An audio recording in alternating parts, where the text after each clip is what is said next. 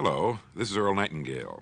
In this recording, the magic word is the first of 12 you'll receive in this series titled How You Can Lead the Field in the Modern World. Before we start, I'd like you to know that I'm not going to try to tell you how to live your life. That's none of my business, nor is it anybody else's business. That's your business. Nor is this Lead the Field program a collection of pleasantries, platitudes, or Pollyanna. It is a summation of more than 20 years of research on one subject, and that is, why do some people do so well in life, while so many more do not? And the first thing let's talk about is the magic word.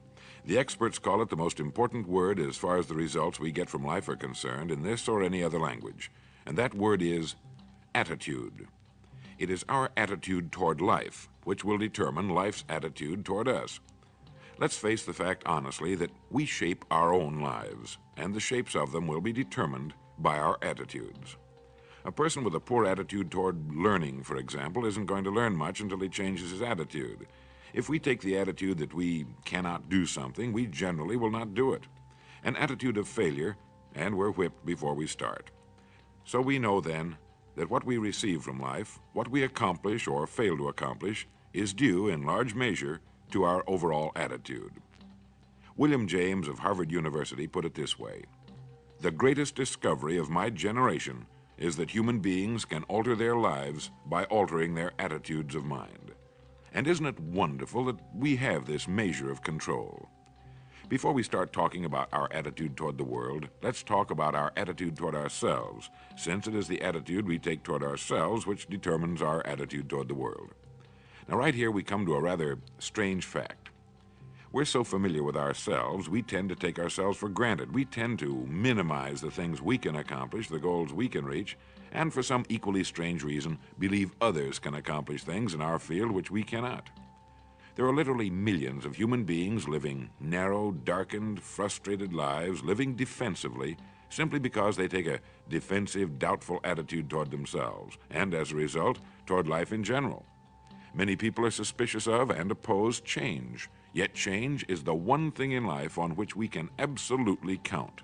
People who stay young all the years of their lives not only welcome change, but see it for what it really is: new opportunity, new chances for further fulfillment.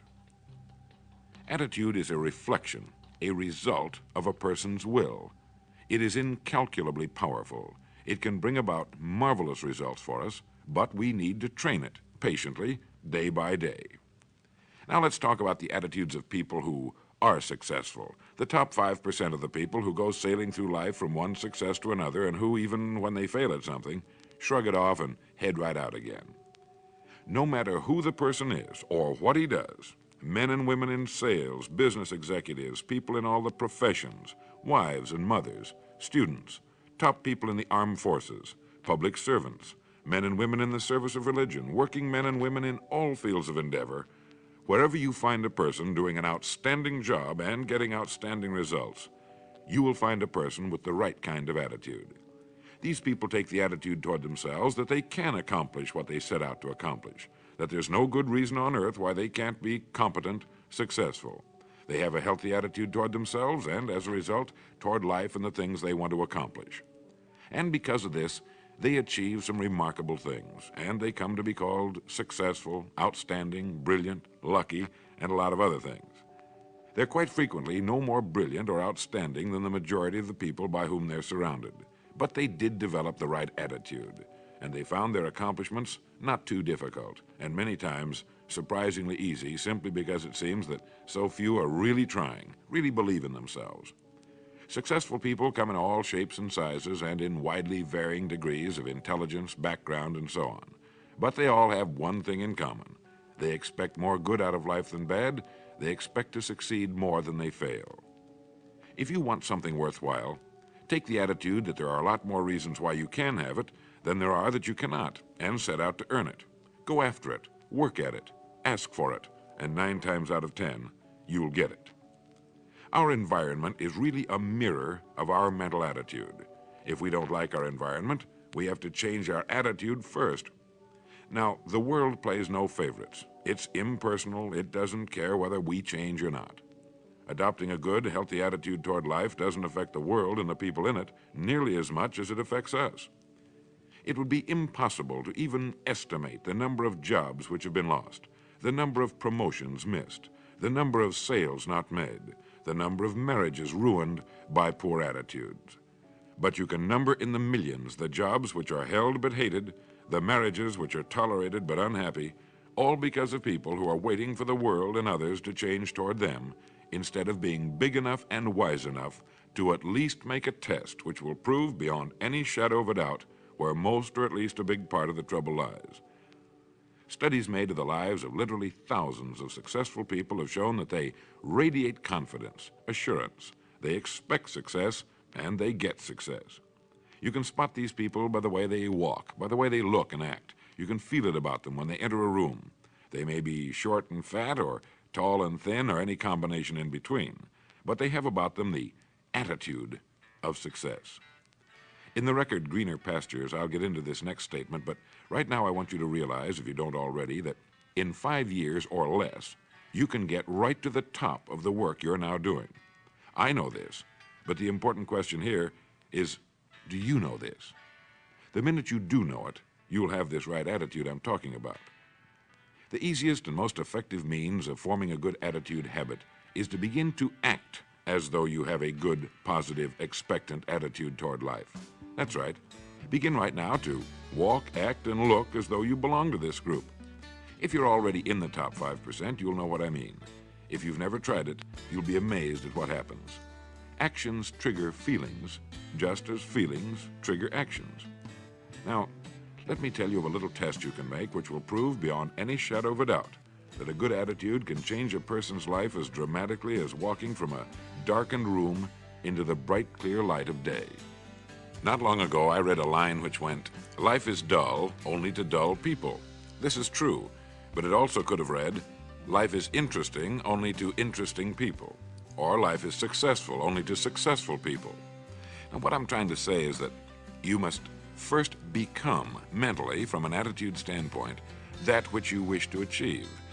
A famous restaurateur was being interviewed by a reporter who asked, "When did you become successful?" And he replied, "I was successful when I was sleeping on park benches, because I knew what I wanted to do and that I would do it."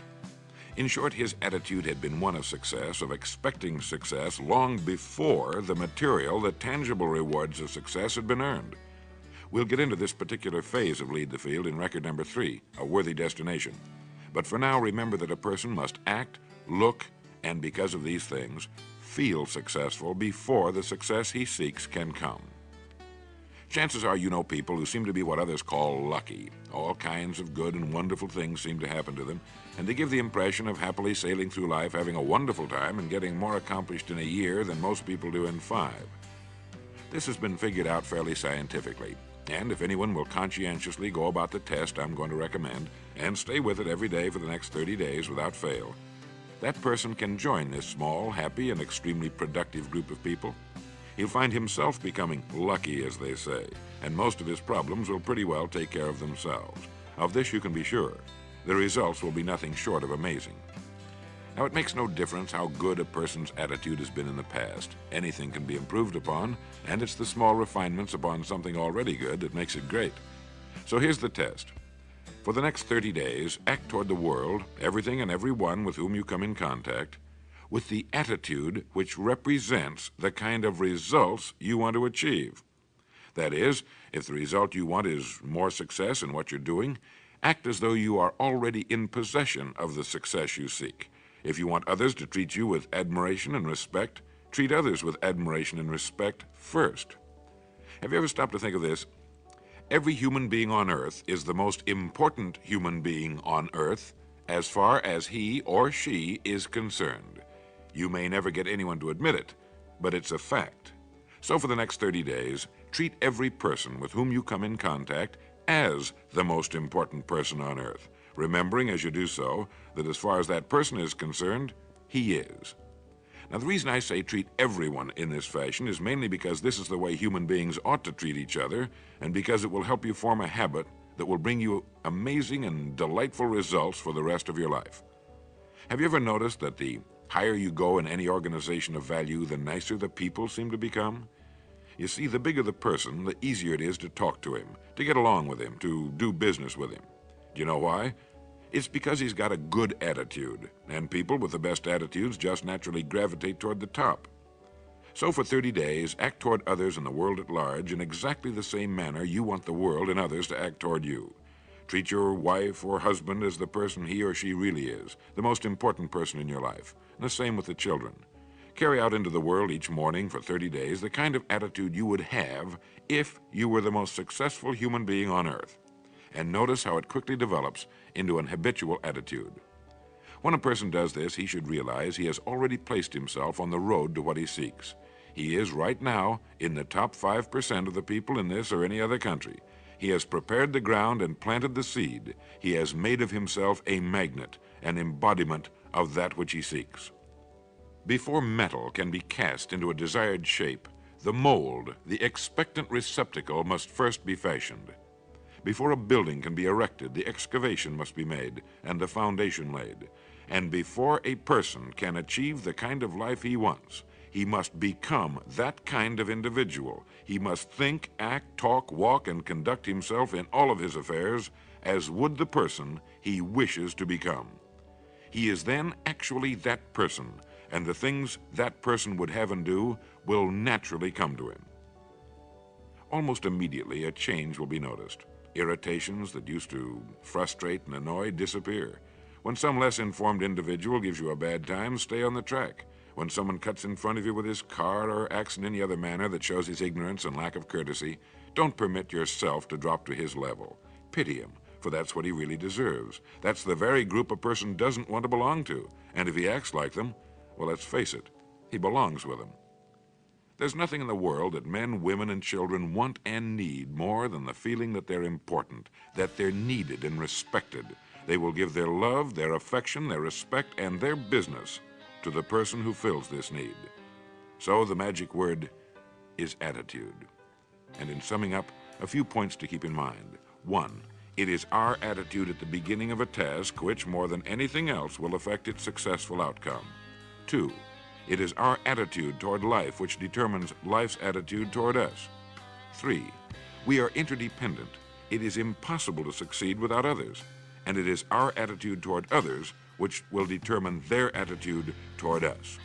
4, before a person can achieve the kind of life he wants, he must become that kind of individual. He must think, act, talk, walk, and conduct himself in all of his affairs as would the person he wishes to become. 5, the higher you go in any organization of value, the better will be the attitudes you'll find. 6, your mind can hold only one thought at a time, and since there's nothing at all to be gained by being negative, be positive. 7, the deepest craving of human beings is to be needed, to feel important, to be appreciated. Give it to them, and they'll return it to you. 8, look for the best in new ideas. As someone said, I've never met a person I couldn't learn something from. 9, don't waste valuable time broadcasting personal problems. It probably won't help you. It cannot help others. 10, don't talk about your health unless it's good. 11, radiate the attitude of well-being, of confidence, of a person who knows where he's going. This will inspire those around you, and you'll find good things will begin happening to you. And 12, lastly, for the next 30 days, treat everyone with whom you come in contact as the most important person on earth. If you'll do this for 30 days, you'll do it for the rest of your life. In the next recording, I'll talk to you about greener pastures. But now in closing, remember the words of Walter Dill Scott of Northwestern University. Success or failure in any undertaking is caused more by the mental attitude even than by mental capacities. Thank you.